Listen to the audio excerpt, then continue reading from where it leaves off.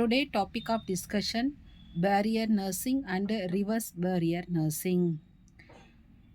So first, what is barrier nursing? It is also called as source of isolation, where the patient is the source of infection. So it is also called as source isolation,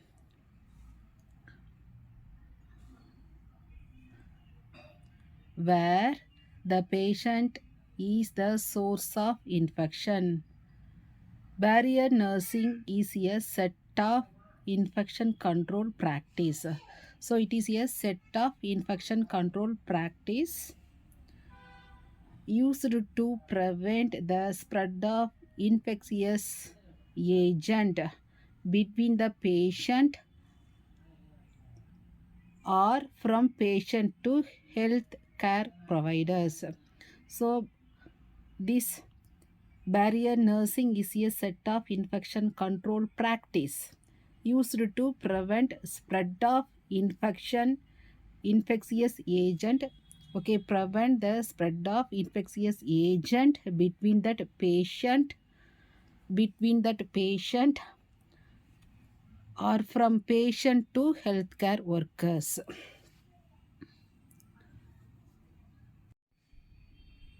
Barrier nursing commonly used when caring for patient with known or suspected infectious disease that can be transmitted through direct contact or droplet or airborne route.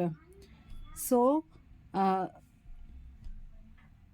it is commonly used when caring for patient with known or suspected infectious disease that can be transmitted through direct contact, droplet or airborne route. Next, what are the key component of barrier nursing? Key component of barrier nursing are hand hygiene, personal protective equipment, then patient placement, environmental cleaning, traffic control, using of separate equipment. Let's look at one by one. Hand hygiene. The key component we want to discuss one by one. So first one is hand hygiene. Wash hands with soap and water. First one is wash hand with soap and water. Then using alcohol based sanitizer, or before and after patient contact, or follow the 5 golden movement of hand washing. Follow 5 golden movement of hand washing. Main things is we need to follow the steps of hand wash. First one is hand hygiene. Next, personal protective equipment. Wear appropriate personal protective equipment such as gloves, mask, gowns, eye protection to create a barrier between themselves and patient infectious material. Follow appropriate donning and toffing technique. Follow donning and toffing technique. So wear personal protective equipment. What are the things? Gloves, mask, gown, eye protection. It acts as a barrier between patient and healthcare worker. Third one is patient placement. Patient with contagious infection like tuberculosis, chickenpox, conjunctivitis, COVID-19, etc. are placed in a separate room or area to limit the spread of infections to other patient. So the patient affected from these kind of diseases means we separate room. So this one limit the spread of infection. So this one limit the spread of infection to other patient. Example, negative pressure room help prevent the spread of tuberculosis by containing infectious aerosols within the room and preventing them from escaping into other areas. Here, negative pressure room help prevent the spread of tuberculosis. Next is environmental cleaning.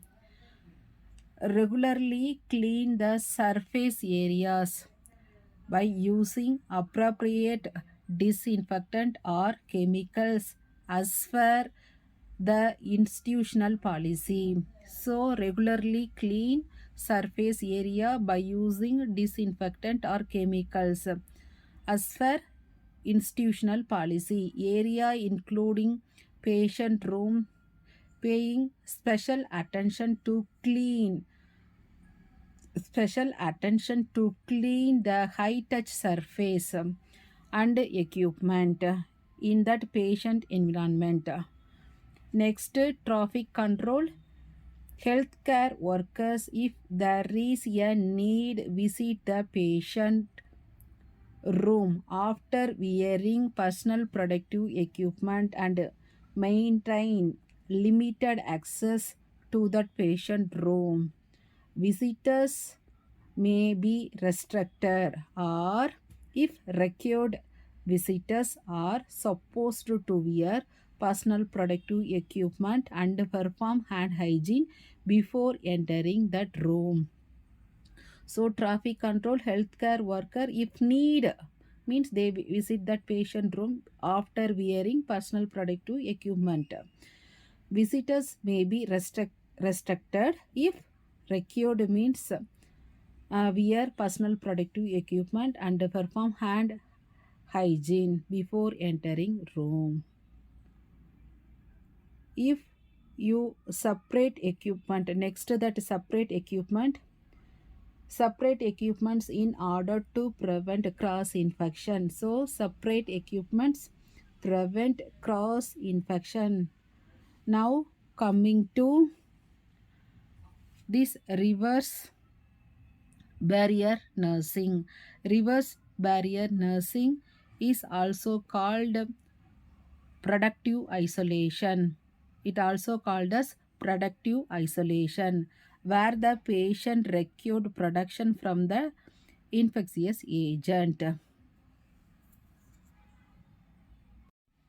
Reverse barrier nursing is a set of infection control practice used to prevent transmission of infectious agent from healthcare worker, visitors, or the environment to the immune compromised patient. So it is a set of infection control practice used to prevent transmission of infectious agent from healthcare worker, visitors, and environment to that immunocompromised patient. Who is an immunocompromised patient? Immunocompromised patient refer to a patient whose immune system is weakened or impaired, resulting in reduced ability to fight off infection. So they have reduced ability to fight off infectious disease or infection. For example, organ transplant recipient, HIV or AIDS patient, cancer, etc. What are the key component of reverse barrier nursing? It include hand hygiene, personal protective equipment, patient placement, environmental cleaning, traffic control, use separate equipment. Let's look one by one. Hand hygiene. Wash hand with soap and water. Use alcohol based sanitizer. Then we follow 5 golden movement of hand washing. Then wear personal protective equipment, gloves, mask, gowns, eye protection. So this one acts as a barrier between healthcare worker and patient. here following Darwin and Toffing technique. Third important things, patient placement. In this one, immunocompromised patient are placed in a positive pressure isolation room. There we using negative pressure, here positive pressure isolation room. Positive pressure isolation room, the airborne pathogen are prevented from entering in and contaminating the air inside the room. So why here we want to give that positive pressure, this positive pressure isolation room, the airborne pathogens are prevented from entering in and contacting the air inside the room. The simple term, the air pressure inside in the room is more than that from the outside. So inside more air and comparing to outside. Next factor, environmental cleaning. Appropriate cleaning and disinfection practice using appropriate disinfectant are properly followed in order to prevent injury of pathogen into patient environment.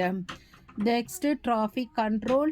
Limit access is provided to those who are entering the patient room, and only essential personnel like healthcare worker or others who have made specific health criteria are allowed to enter inside the room.